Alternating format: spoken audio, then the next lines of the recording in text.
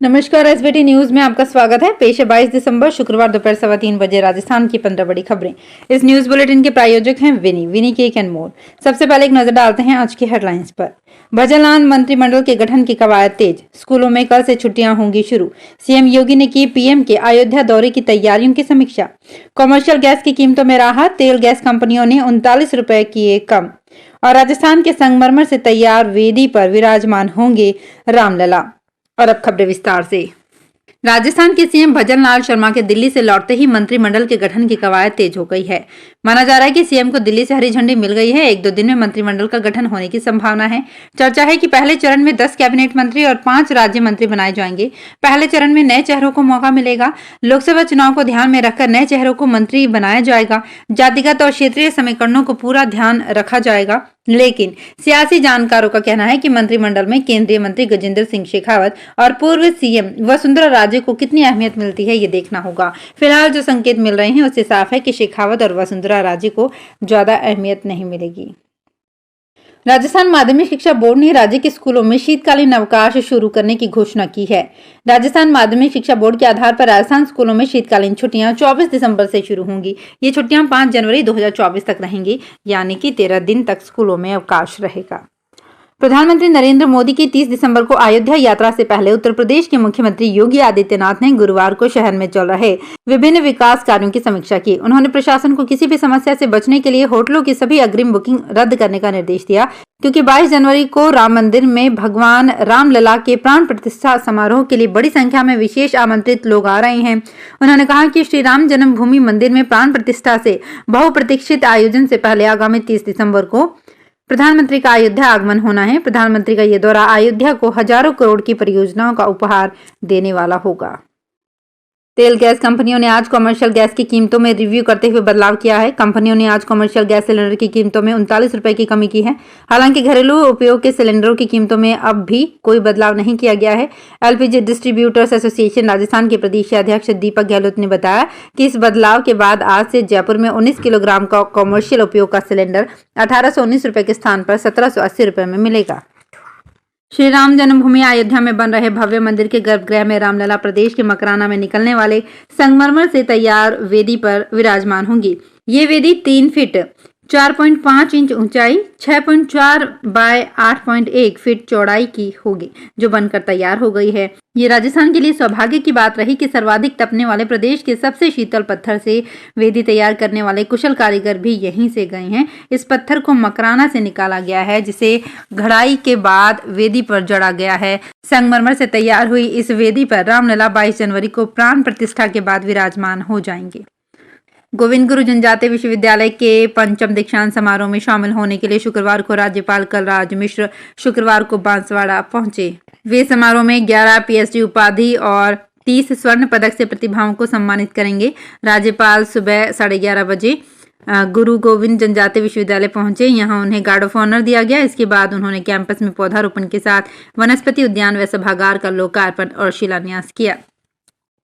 रायपुर छत्तीसगढ़ में विष्णुदेव साय के मंत्रिमंडल का शपथ ग्रहण हो गया। साय मंत्रिमंडल में अभी 9 विधायक मंत्री पद की शपथ ले ली है। 5 पहली बार मंत्री बने हैं। इनमें टकराम वर्मा, ओपी चौधरी, लखन लाल देवांगन, श्याम बिहारी जायसवाल और लक्ष्मी रजवाड़े शामिल हैं। कैबिनेट में कुल 12 में से 6 ओबीसी, 3 आदिवासी, 2 सामान्य और 1 एससी है। वहीं एक जगह अब भी खाली है। प्रदेश में 13 सदस्यों का मंत्रिमंडल होता है। सीएम साय के साथ 2 डिप्टी सीएम शपथ ले चुके हैं। अजमेर ख्वाजा गरीब नवाज के उर्स में आने वाले देश भर के जायरीन के लिए कायड़ विश्राम स्थली में डोम सिटी बनाई जा रही है। विश्राम स्थली में वाटरप्रूफ 15 डोम बनेंगे। इनमें 50,000 जायरीन के रहने की व्यवस्था के साथ नमाज स्थल भी होगा। इन इंतजामों पर एडीए करीब 2 करोड़ 33 लाख रुपए खर्च करेगी। विश्राम स्थली में होने वाले इन कामों की निविदाएं आमंत्रित कर ली गई हैं। आज या कल में वर्क ऑर्डर जारी किए जाएंगे। धौलपुर जिले के मरैना डाकघर में लाखों के घोटाले की जांच सीबीआई की टीम ने दूसरे दिन गुरुवार को भी जारी रखी।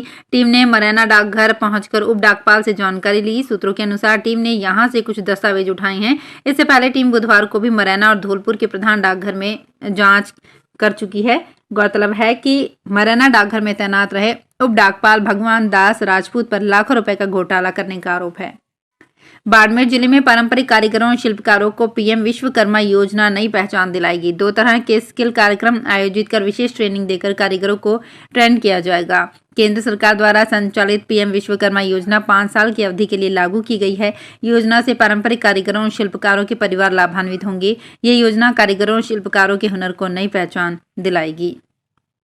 कोटा हाड़ौती के 2 युवाओं ने मिलकर कृषि क्षेत्र में क्रांति लाने के लिए कृषि ड्रोन स्टार्टअप शुरू किया है, जो अब किसानों के लिए खेती में मददगार साबित हो रहा है। किसान अब ड्रोन से फसलों में कीटनाशक का छिड़काव करवा रहे हैं। स्टार्टअप की सफलता के बाद दोनों युवा मिलकर देश के हर जिले में ड्रोन पायलट ट्रेनिंग सेंटर खोलने की तैयारी में हैं, ताकि किसानों और ग्रामीण युवाओं को ड्रोन संचालन का प्रशिक्षण दिया जा सके। झालावाड़ के विनय कुमार यादव ने बताया कि ड्रोन ट्रेनिंग सेंटर के लिए जोधपुर स्थित कृषि विश्वविद्यालय मंडोर से एमओयू हुआ है। इसके तहत झालावाड़ जिले के पिड़ावा और जोधपुर स्थित कृषि विश्वविद्यालय में ड्रोन ट्रेनिंग सेंटर खोले जाएंगे।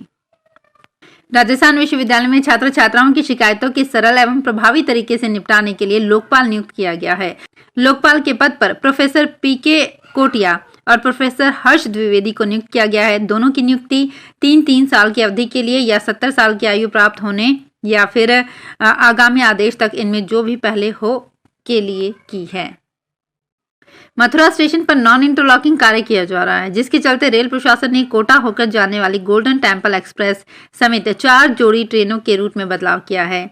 वरिष्ठ मंडल वाणिज्य प्रबंधक रोहित मालवीय ने बताया कि उत्तर मध्य रेलवे के आगरा मंडल के पलवल मथुरा खंड पर यार्ड रिमॉडलिंग के तहत मथुरा स्टेशन पर कार्य किया जा रहा है। इस कारण 4 जोड़ी गाड़ियां सवाईमाधोपुर जयपुर अलवर रेवाड़ी कर बजाय सवाईमाधोपुर जयपुर रिंगस नरनाल रेवाड़ी होकर चलेगी।